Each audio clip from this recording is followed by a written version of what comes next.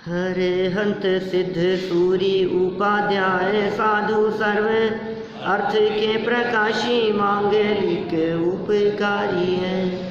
तिनको स्वरूप जान रागते भाई जो भक्ति काय को नवाई स्तुति को उचारी है। धन्य धन्य तीन ते काज सब आज भाई कर जोड़े बारे बारे वंदना हमारी है। मंगल कल्याण सुख ऐसो हम चाहते हैं। ओ मेरी ऐसी दशा जैसी तुम धारी है। ओ मेरी ऐसी दशा जैसी तुम धारी है। ओ मेरी ऐसी दशा जैसी तुम धारी है। पुण्य और पाप के संबंध में पिछले बहुत दिनों से अपनी यहाँ चर्चा चल रही है और पंडित बनारसी दास जी ने अनेक छंद लिखकर उस विषय का स्पष्टीकरण किया। उन्होंने कहा कि पाप और पुण्य ये दोनों समान नहीं हैं, समान ही हैं, अंतर नहीं है। पाप और पुण्य इन दोनों में अंतर मानना ये अनंत संसार का कारण है, संसार परिभ्रमण का कारण है। शिष्य ने अनेक तर्क भी उठाए और बनारसी दास जी ने उनका बहुत तार्किक विवेचन भी किया। हो सकता है कोई व्यक्ति ये बात कहे कि हम पंडितों की बात नहीं मानते, हमें तो आचार्यों की बात बताओ। बनारसी दास जी मुनि थोड़ी न थे, लेकिन भाई बनारसी दास जी की प्रत्येक लाइन ये आचार्य अमृतचंद्र स्वामी का अनुसरण करते हुए है। माने आचार्य अमृतचंद्र स्वामी ने आत्मख्याति में पुण्य पाप अधिकार के अंतर्गत जो टीका, जो कलश और जो व्याख्याएं की है, बस उसको आधार बनाकर बनारसी दास जी ने ये सब छंद रचनाएं की है। आचार्य अमृतचंद्र भी मात्र 1000 वर्ष पुराने ही हुए हैं, लेकिन उन्होंने भी जो व्याख्या की है वो व्याख्या भी आचार्य कुंद स्वामी का अनुसरण करके की गई है।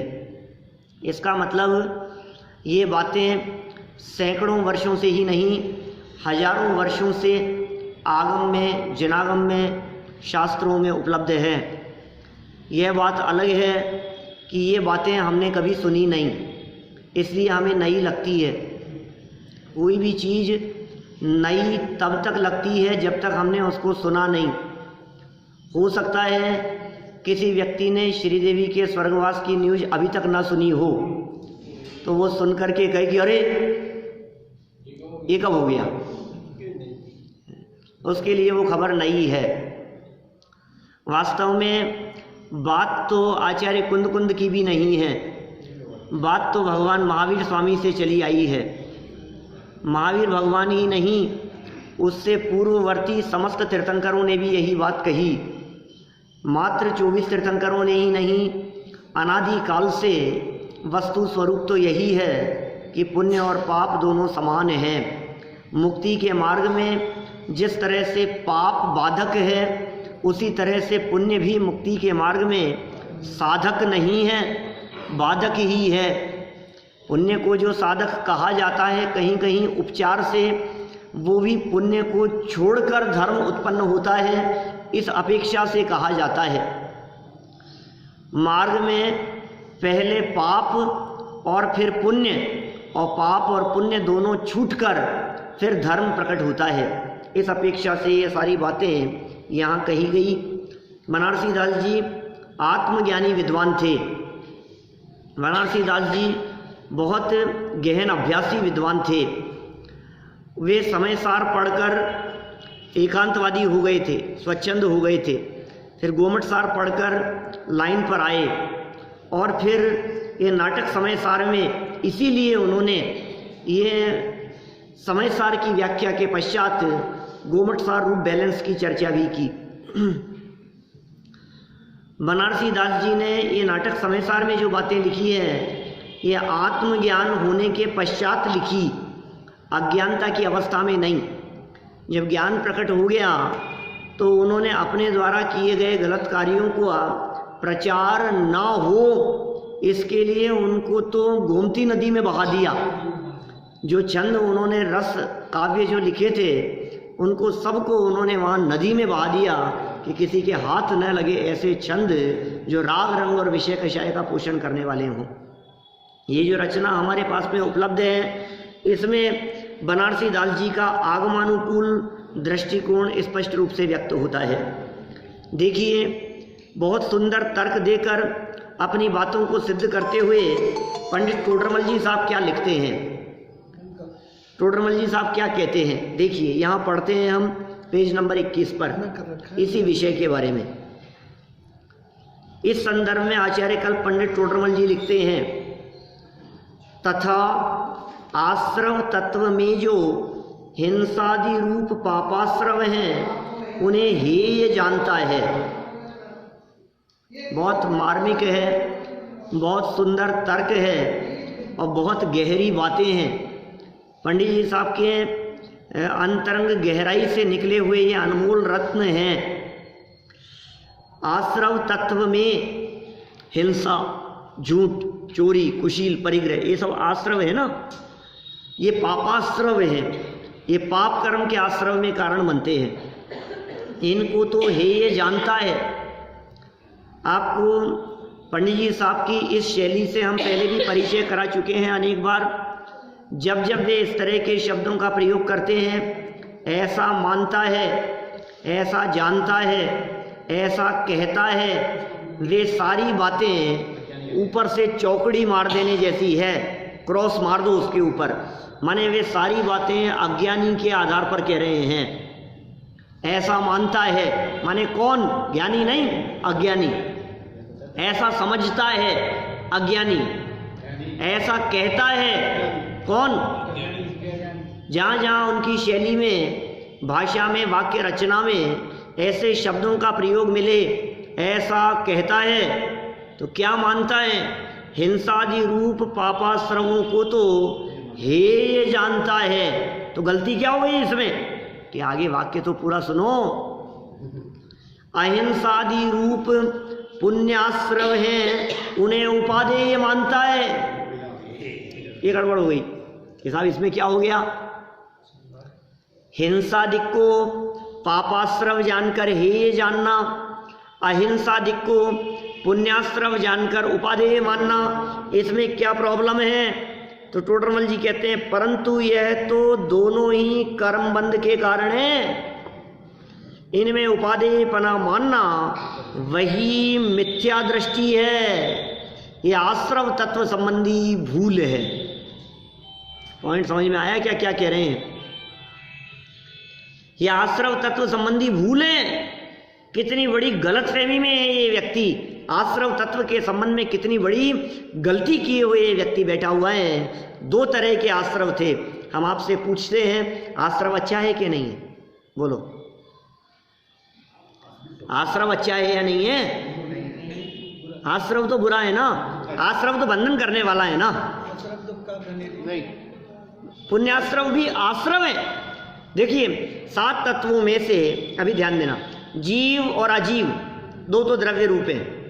जीव अजीव, आश्रव और बंध ये हेय हैं। संवर और निर्जरा ये एक देश उपादेय हैं, और मोक्ष ये पूर्ण उपादेय है। ये है स्वरूप। मोक्ष पूरी तरह से उपादेय है, संवर और निर्जरा करने योग्य है, और आश्रव और बंध छोड़ने योग्य है।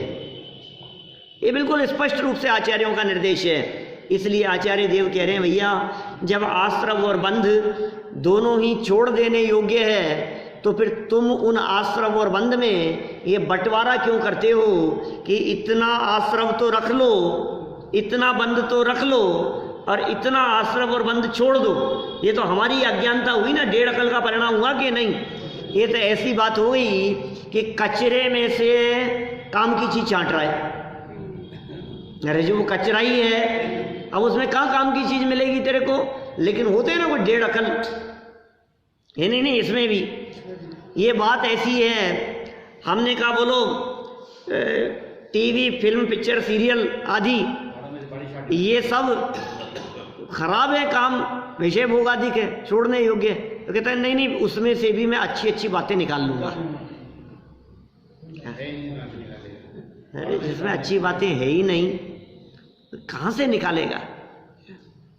जो छोड़ने योग्य है, माने आश्रम यदि बुरे हैं तो सभी आश्रम छोड़ने योग्य हैं। यदि बंध छोड़ने योग्य है तो वो पाप बंध ही नहीं, पुण्य बंध भी छोड़ने योग्य है।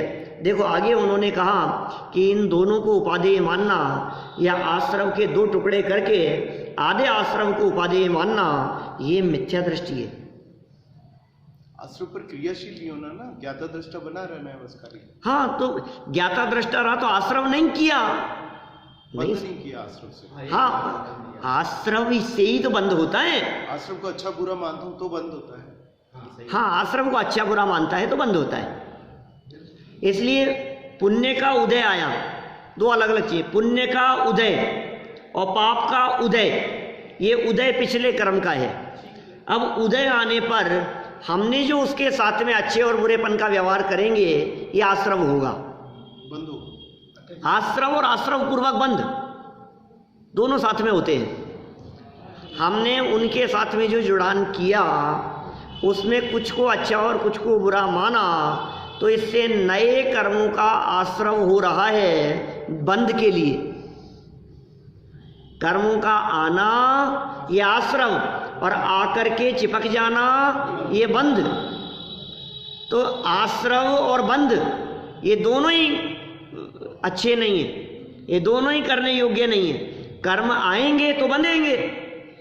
अब हमने कहा बंद नहीं चाहिए, तो बंद नहीं चाहिए का मतलब है आश्रम भी नहीं चाहिए, नया नहीं चाहिए। और पुराना, बोले पुराना तो पड़ा है बैलेंस में, वो तो फल देगा, वो तो उदय में आएगा। अब उसका फल मिला और हमने उसके साथ में कुछ रिएक्शन नहीं किया, ज्ञाता दृष्टा रहे, तो वो उदय आकर के क्या हुआ, उधर से आया यहाँ वर्तमान में आकर के उदय में आया और यहाँ से निकल गया। यहाँ उदय में आया और यहाँ निकल गया। इधर से आ रहा था, उदय में आया यहाँ पर और हमने किया जुड़ान, तो अब ये नया यहाँ बंध गया आगे के लिए। ये निकला नहीं ना, आगे के लिए बांध दिया। समझ रहे हैं आप? ये टोडरमल जी ने कितना सुंदर तर्क दिया। इनमें उपादेयपना मानना दोनों बंध के कारण है। उपादेयपना मानना वही मिथ्या दृष्टि है। इस प्रकार अहिंसावत सत्याधिक तो पुण्य बंध के कारण है। क्या कहा? अहिंसा के समान सत्य, अहिंसा के समान सत्य तो पुण्य बंध के कारण है, और हिंसावत असत्याधिक पाप बंध के कारण है। क्लियर है बात? अहिंसा, सत्य, अचौर्य, ब्रह्मचर्य, अपरिग्रह, ये सब पुण्य बंध के कारण हैं। हिंसा, झूठ, चोरी, कुशील, परिग्रह, ये सब पाप बंध के कारण हैं। ठीक है? हिंसा, झूठ, चोरी आदि पाप बंध के कारण, अहिंसा, सत्य, आचौर्य आदि पुण्य बंध के कारण। लेकिन अबंध अवस्था तो दोनों नहीं है। अबंध अवस्था तो दोनों नहीं है। हिंसादिक से लोहे की बेड़ियों से बंधा,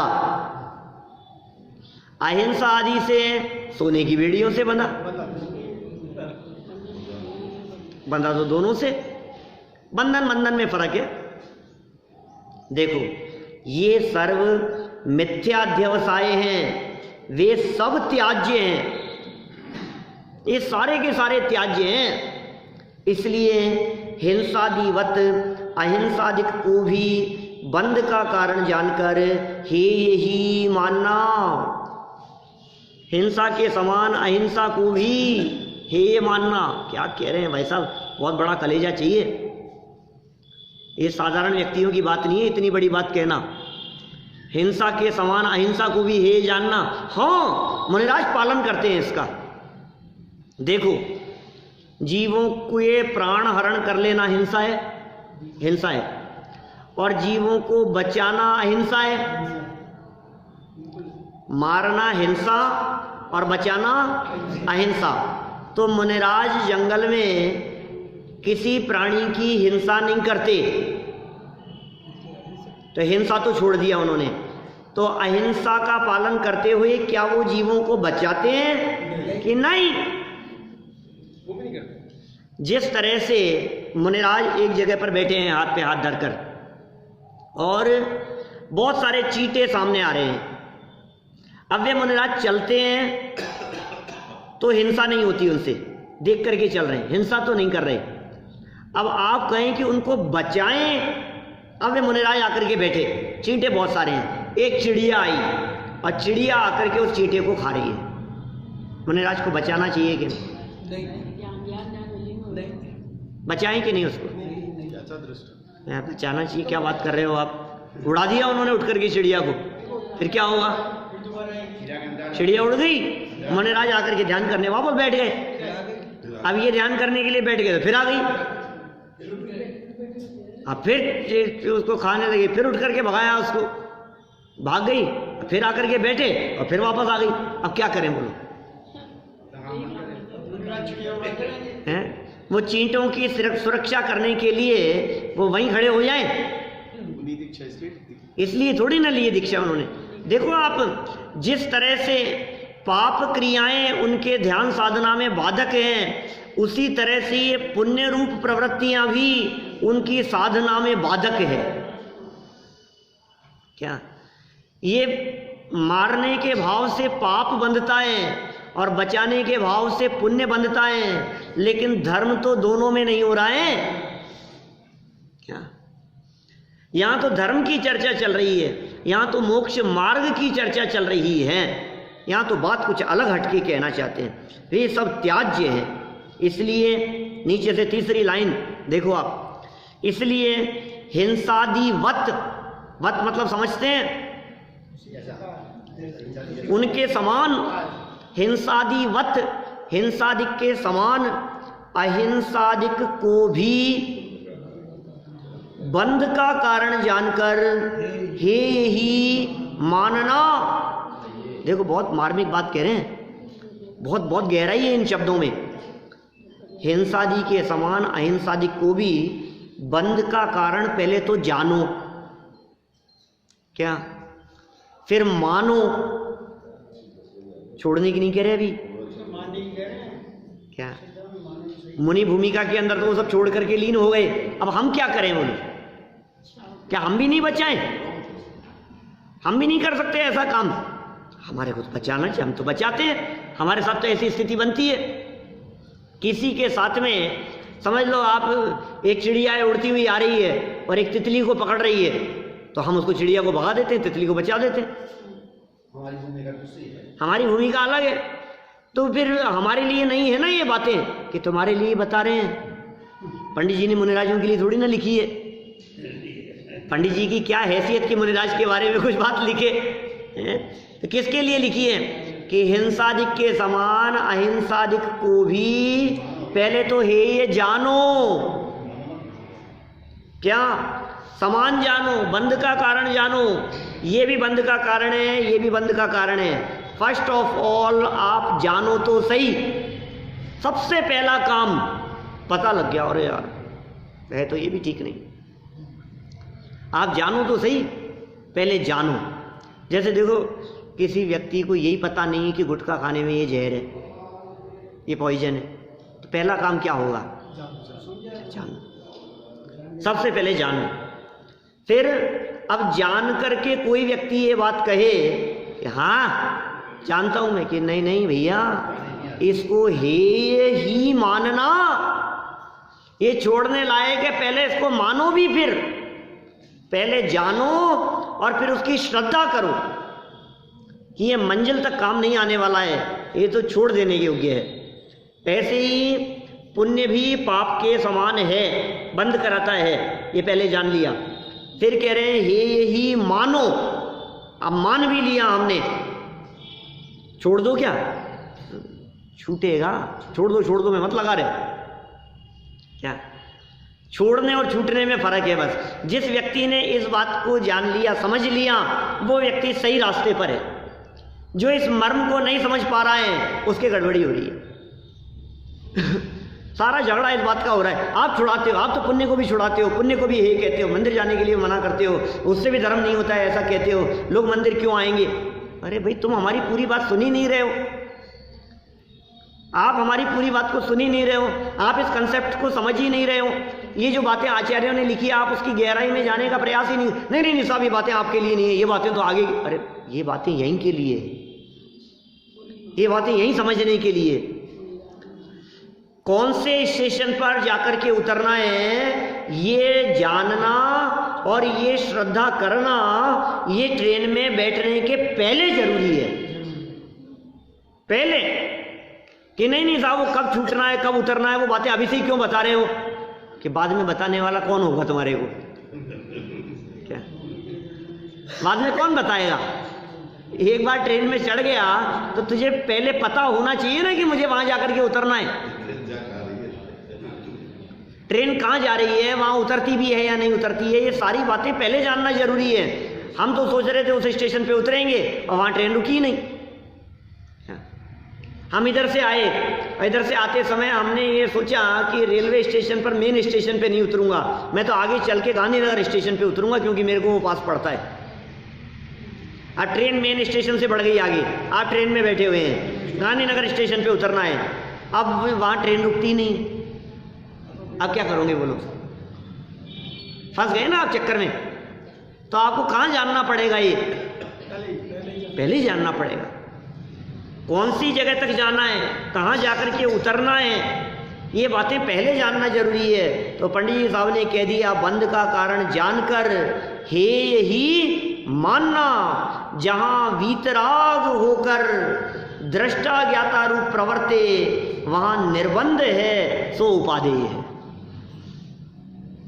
पुण्य का उदय आए प्रभावित नहीं होते हम, क्या मनोराजों की जय जयकार चल रही है और मन में प्रसन्नता का भाव नहीं है, सोचते हैं ठीक है यार, करते रहते हैं लोग। ये जो दुनिया है ना, ये जो दुनिया प्रशंसा करती हुई दिखाई दे रही है, जो दुनिया ऊपर चढ़ाती है वही दुनिया नीचे उतार देती है, जो नीचे उतारती है वही समय बदल जाने पर ऊपर चढ़ा देती है।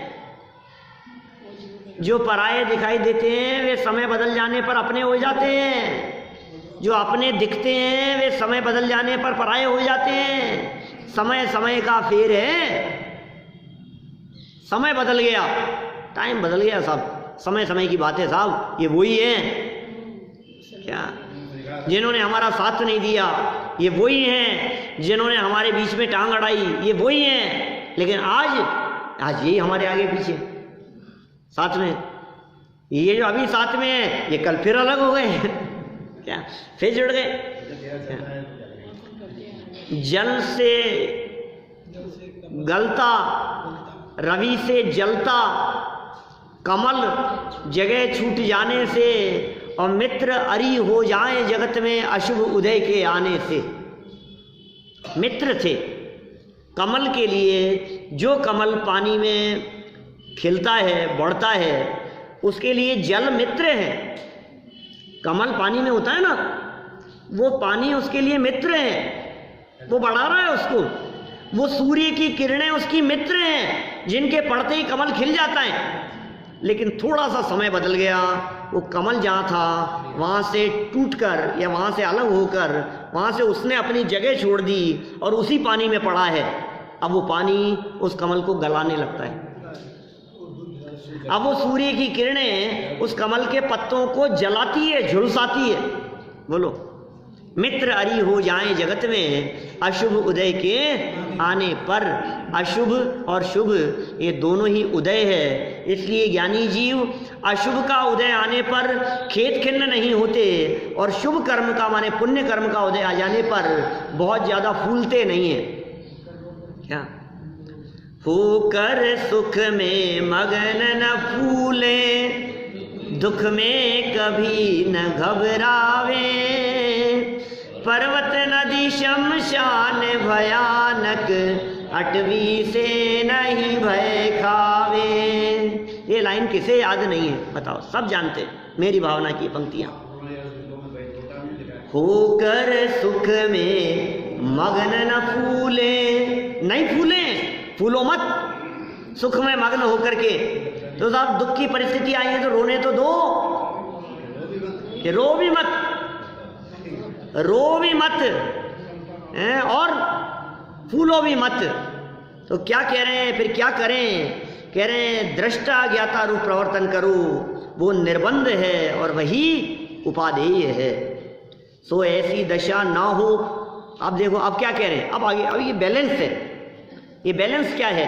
ये ऐसी दशा ना हो माने ज्ञाता दृष्टा रूप प्रवर्तन ना करें, तब तक प्रशस्त राग रूप प्रवर्तन करो। क्या कितना बैलेंस बतला दिया इन्होंने। जब तक निर्बंध अवस्था नहीं हो, जब तक दृष्टा ज्ञाता रूप अवस्था ना हो, तब तक क्या करो? प्रशस्त राग रूप, प्रशस्त माने शुभ, शुभ राग, मंद कषाय, देवशास्त्र गुरु का सानिध्य, जनवाणी का सानिध्य, साधर्मियों का समागम, ये कब तक करो? ये जब तक जब लोन शिव पद प्राप्त हो, जब तक मोक्ष पद की प्राप्ति न हो, तब तक प्रवर्तन करो। परंतु अब ये फिर, अब ये कह दिया ना, प्रशस्त राग रूप प्रवर्तन करो, शुभ राग रूप प्रवर्तन करो, तो कोई व्यक्ति फिर मूंछों पे ताव देने लगा। देखो देखो आखिर करना तो यही है, आए ना आखिर बात। अरे भाई साहब हम कह रहे थे ना ये पुण्य ही करना है, यही काम करने लायक है। टोडरमल जी ने परंतु कह करके फिर लगा दिया झटका। परंतु श्रद्धान तो ऐसा ही रखो, क्या भले ही पुण्य रूप प्रवर्तन करो, शिक्षा भी दे रहे हैं। आप रोजाना मंदिर आओ, रोजाना स्वाध्याय करो, परंतु श्रद्धान तो ऐसा रखो कि यह भी बंध का कारण है, हेय है। श्रद्धान में इसे मोक्ष मार्ग जाने तो मिथ्या दृष्टि होता है। समझ में आ रही है बात? क्या बैलेंस रख करके बात करते हैं, दोनों साइड से बात कर रहे हैं। आप ये छोड़ना भी नहीं और छोड़ने योग्य ये भी मानना क्या समझ रहे हैं आप? ट्रेन से उतरना मत बीच में, लेकिन उतरना है ये श्रद्धान रखना। देख बेटा बीच में मत उतर जाना, देख पानी वानी पीने के लिए मत उतरना, बीच में बंबई जाकर के उतरना, बीच बीच में उतर जाएगा, ट्रेन चल देती है पता नहीं लगता है, इधर उधर उतर जाएगा तो पहली बार जा रहा है, उतरना मत बीच में। अब उतरना मत, उतरना मत, उतरना मत, कोई व्यक्ति उतरना मत यही पकड़ के बैठ जाए तो क्या होगा? ये आगे जाकर के उतरना भी है, तो उतरना है, इस बात की श्रद्धा भी है। और उतर जाऊं ऐसा सोच करके पहले ही उतर जाए, कितने बैलेंस की जरूरत है भाई साहब। ये अनेकांत है जैन दर्शन में, एकांत नहीं है। आप यदि बैलेंस रख करके बात करोगे तो आप सही रास्ते पर चल रहे हो, गाड़ी ट्रैक पर चल रही है, और आपने किसी एक ही बात को हठाग्रह पूर्वक स्वीकार किया, नहीं उतरना ही है, उतरना ही, उतर जाओ तुम तो। भाई साहब एक स्टेशन छोड़ दिया, 2 छोड़ दिया, 3 छोड़ दिया, बताया तो था नहीं कितने छोड़ने, लेकिन उतरने का ध्यान रखने की कही थी। अब क्या करूं? उतर ही जाता हूं अब तो। और एक बार ऐसा हो गया था क्या कि मैं उतर गया तो बहुत परेशान हो गया था क्या, तो अब तो मैंने समझा दिया बेटे को। अब मेरा भी मौका पड़ा है। 30 साल पहले मेरे साथ ऐसा हो गया था, उसके बाद मैंने कभी सफ़र नहीं किया, बहुत दुखी हुआ था, जल्दी उतर गया था। तो अब बेटे को समझा करके भेजा कि बेटा उतर मत जाना, क्या ट्रेन में बैठ रहे हैं, उतरना मत गलती से भी, उतर जाएगा तो मैंने 30 साल पहले बहुत दुख उठाए थे, तेरे को भी बहुत परेशानी होगी, उतरना मत। अब वो समझ करके बैठ गया कि उतरना ही नहीं, अब क्या होगा?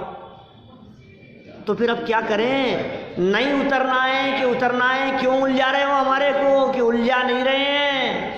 कहाँ तक नहीं उतरना और कहाँ उतरना, इस बात का निर्णय पहले करना।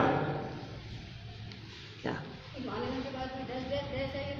नहीं, ये जो डैश डैश ली है यहाँ इन्होंने लिखी है, ये टोडरमल जी के मोक्ष मार्ग प्रकाशक से ली गई पंक्तियाँ हैं। उनका पैराग्राफ तो बहुत बड़ा था, लेकिन हमने 3 लाइन लिख दी, उस पैराग्राफ से 3 ले ली, फिर 3 लाइन के आगे डॉट डॉट लगा दिया कि भी आगे के शब्द हमने लिए नहीं, ऐसा बताने के लिए। समझ रहे हो आप? एक पेज में से हमारे को 2 लाइन वहाँ की लेनी है, फिर 2 बीच की लेनी है, फिर 1 लाइन नीचे की उतारनी है। तो क्या करना, ऊपर की 2 लाइनें उतारी, फिर डॉट डॉट लगा दिया, फिर बीच की 1-2 लाइनें उतारी हमने, फिर डॉट डॉट लगा दिया, फिर लास्ट की 1 लाइन लिखी, फिर डॉट डॉट लगा दिया। इसका मतलब हमने अपने जो बात यहाँ समझानी, पूरा पाठ थोड़ी ना लिखेंगे, पूरा चैप्टर थोड़ी ना उतारना है यहाँ 40-70 पेज का। जितना लेना था उतना पार्ट हमने ले लिया।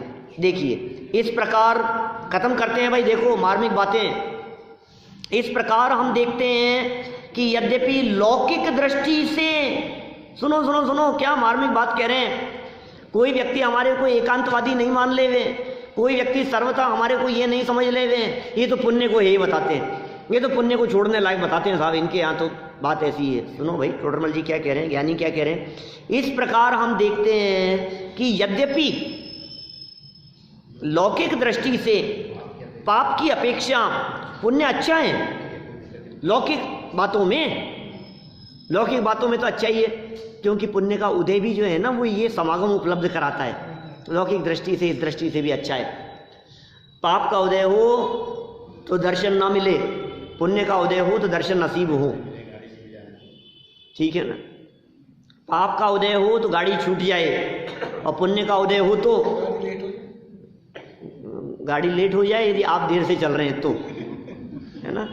लेकिन नहीं तो लेट हो जाए उसमें भी पाप का उदय हो जाता है क्या। देखिए लौकिक दृष्टि से पाप की अपेक्षा पुण्य अच्छा है। वह इसी तथ्य को लक्ष्य में रखकर शास्त्रों में उसे व्यवहार से धर्म भी कहा गया है, तथा मुक्ति के मार्ग में उसका स्थान अभावात्मक ही है। व्यवहार से इसको धर्म भी कह देते हैं। कोई व्यक्ति रोजाना पूजन करता है, हम ये कहेंगे बहुत धर्मात्मा है, भाई साहब बहुत धर्मात्मा व्यक्ति। अरे यार आप क्या, आपको इतनी भी अकल, अरे अकल क्या, व्यवहार है, व्यवहार से कहेंगे, भ्रम नहीं हो जाए। कोई व्यक्ति इसको ही धर्म समझ ले। देखो गृहस्थ धर्म और मुनि धर्म, दो धर्मों की चर्चा की है, लेकिन कोई व्यक्ति ये सोच ले वे दोनों धर्म हैं, और धर्म करत संसार सुख, धर्म करत निर्वाण।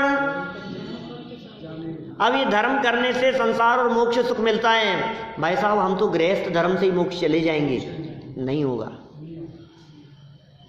गृहस्थ धर्म से मोक्ष नहीं होगा, मोक्ष का मार्ग तो शुरू हो जाएगा गृहस्थ धर्म से, लेकिन गृहस्थ धर्म छोड़ करके मुनि धर्म अंगीकार करना पड़ेगा। गृहस्थ धर्म छोड़कर ये समस्त परिग्रह का त्याग कर, घर बार महल मकान समस्त चीजों का त्याग कर मुनि धर्म अंगीकार करना पड़ेगा। फिर मुनि धर्म अंगीकार करके उस मार्ग पर चलते हुए उस भूमिका में अपने स्वरूप में लीन होकर मोक्ष की प्राप्ति होगी। ये विधि है, यही प्रक्रिया है। ये कह रहे हैं शास्त्रों में व्यवहार से धर्म भी कहा है, तथापि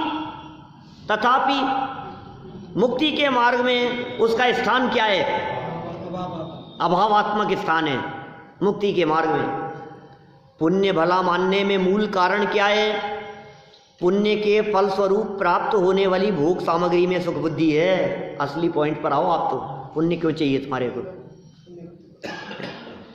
आप पुण्य के पीछे क्यों भागते हो। तीर्थ कर लो, पुण्य कमा लो, प्रभु के गुण गा लो। हमें भी ये बात तो बता दो एक बार ये बात तो बता दो हमारे को कि आप ये तीर्थ वंदनाएं करके पुण्य क्यों कमाना चाहते हो कि साल में एक बार शिखर जी जाकर के हम सारे पाप धो आते हैं, पुण्य कमा आते हैं, उससे साल भर दुकानदारी चलती रहती है। क्या आप क्यों जाते हो, आप पुण्य क्यों कमाना चाहते हो। अरे भाई साहब पुण्य तो बहुत बहुत वैल्यूएबल है पुण्य। जैसे आप पैसे का बैलेंस रखते हो ना संभाल करके, ऐसे ही थोड़े बहुत पढ़ने वाले लोग क्या कहने लगते, पुण्य का बैलेंस होना चाहिए। भाई साहब पुण्य का जितना बैलेंस होगा उतना आपको अनुकूलताएं मिलती रहेगी। पुण्य के बैलेंस से सारी चीज़ें मिलती हैं, सारी अनुकूलताएं पुण्य से, सारी सुविधाएं पुण्य से, बच्चे कहना मानते हैं पुण्य से, नौकर चाकर पुण्य से, जय जयकार होती है पुण्य से, यश प्रतिष्ठा मान सम्मान सब जगह पर मिलता है पुण्य से तबीयत ठीक रहती है, पुण्य से सारे काम होते हैं हमारे जगत में, इसलिए पुण्य अच्छा है। तो इसका मतलब कुल मिलाकर के तुम्हें तो लड्डू पेड़े खाने हैं, इसलिए पुण्य चाहिए तुम्हारे को। सुख की परिभाषा नहीं जानता ही नहीं है, इसमें सुख समझ रखा है, इसलिए पुण्य के पीछे भाग रहा है। मैं एक तर्क देता हूं हमेशा, ज्ञानी धर्मात्माओं को पुण्य क्यों नहीं चाहिए बताओ। यहां भी दिया है, बहुत बार कहा है, सब जगह कहता हूं। तो अनंत सुख की तरफ जाना, ज्ञानियों को पुण्य क्यों नहीं चाहिए। उनके हृदय में पुण्य की चाह क्यों नहीं है? अनंत सुख की तरफ नहीं, देखो सुनो तो सही वापस, फिर कभी पूछूंगा ना साल 6 महीने में कभी, तो बताना क्यों नहीं चाहिए। क्योंकि जिन भोग सामग्री के प्रति आसक्ति तोड़ने से पुण्य बंधेगा, जो महल छोड़ करके पुण्य बंधेगा, वो पुण्य एक की जगह 4 महल दिला देगा।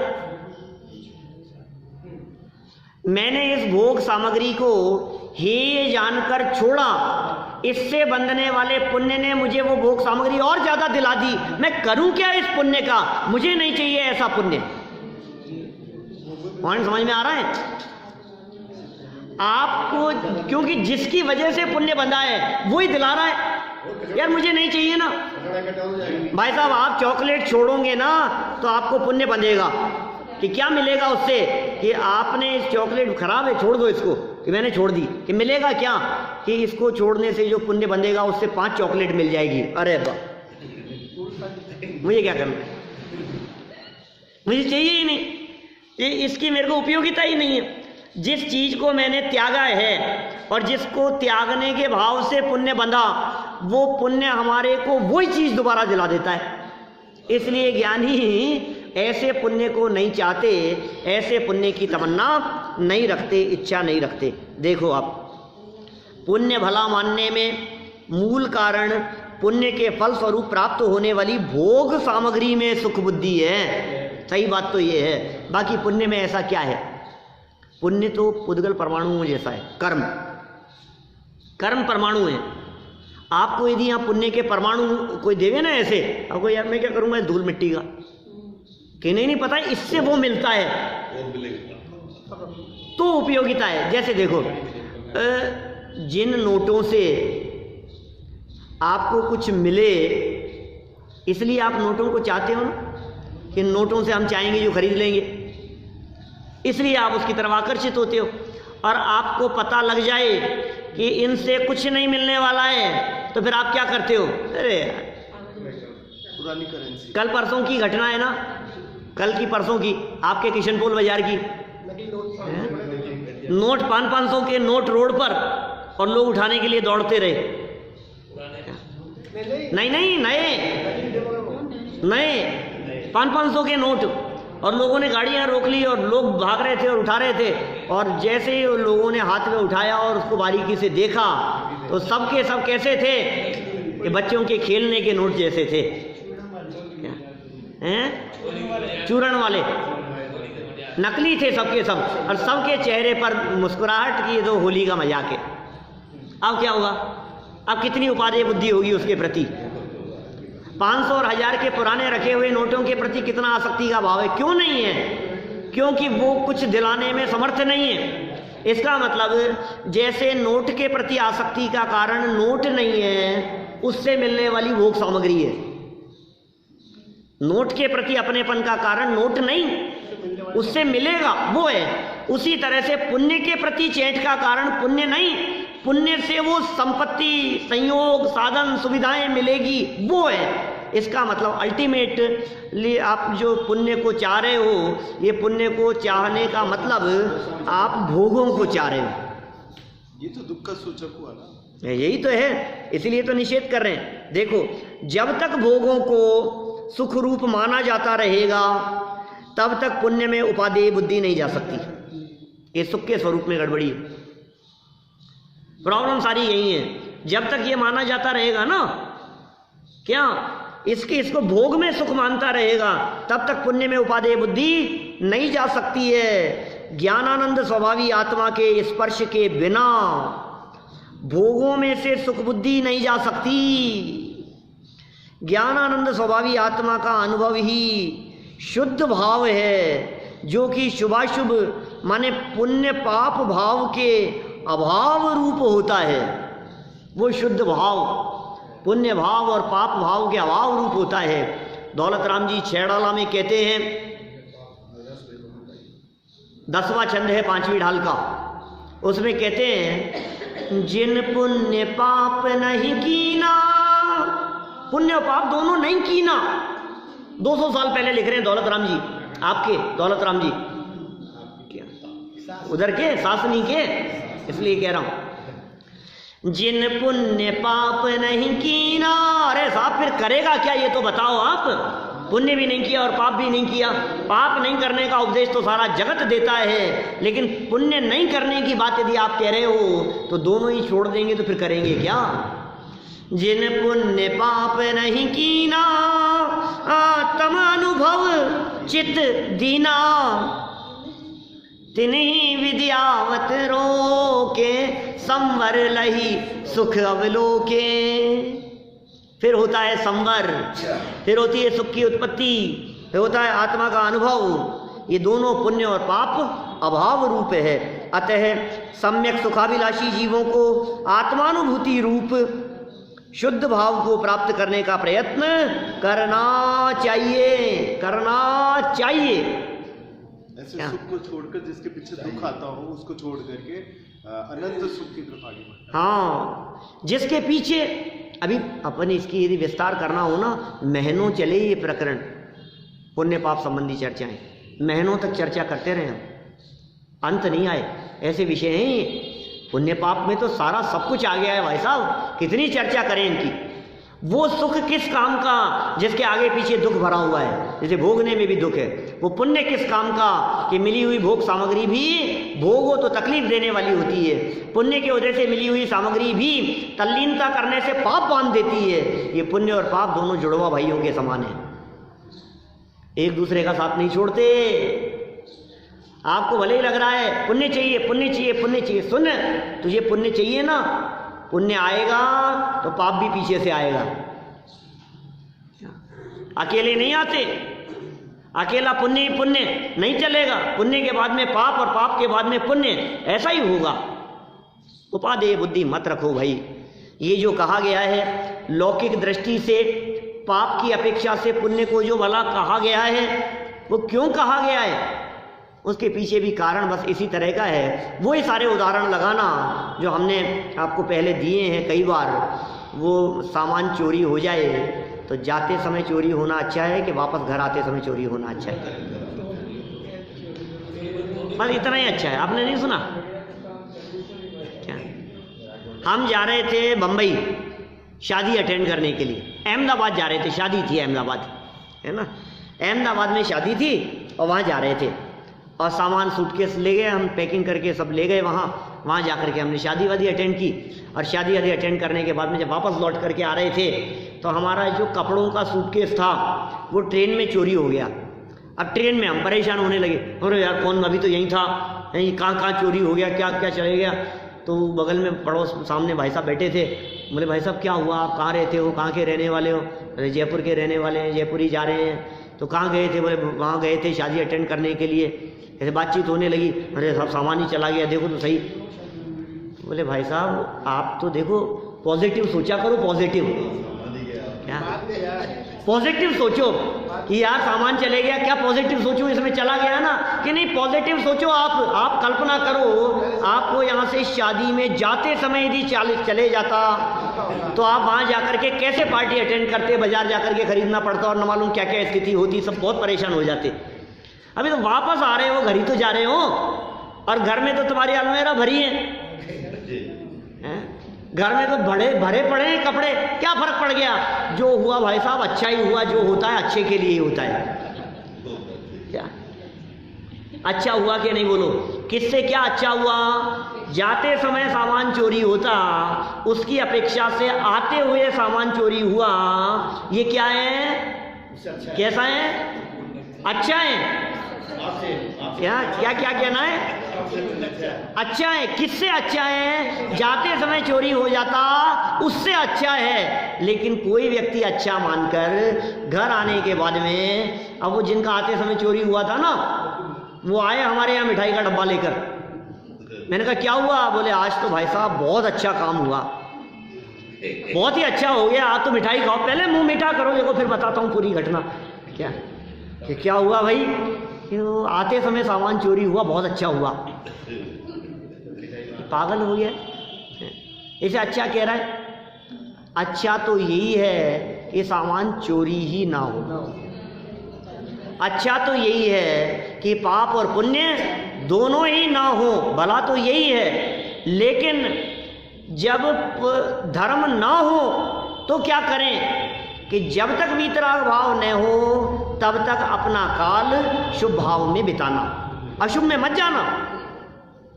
जब तक वीतराग भाव ना हो तब तक अपना समय कहाँ बिताना, पुण्य में बिताना, पाप की तरफ मत दौड़ना। ये यहाँ शिक्षा दे रहे हैं। देखो अंतिम पढ़ करके खत्म संपन्न करते हैं इसको अपन। पुण्य भला मानने में मूल कारण पुण्य के फल स्वरूप प्राप्त होने वाली भोग सामग्री में सुख बुद्धि है। पढ़ तो लिए ये सब अपन ने, वापस रिपीट है क्या पैराग्राफ?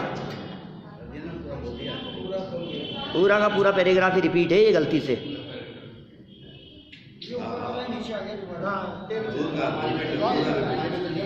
दिन उगा है तो इसका ये मतलब बस खत्म हो गया क्या? पूरा पढ़ लिया ना अपन ने?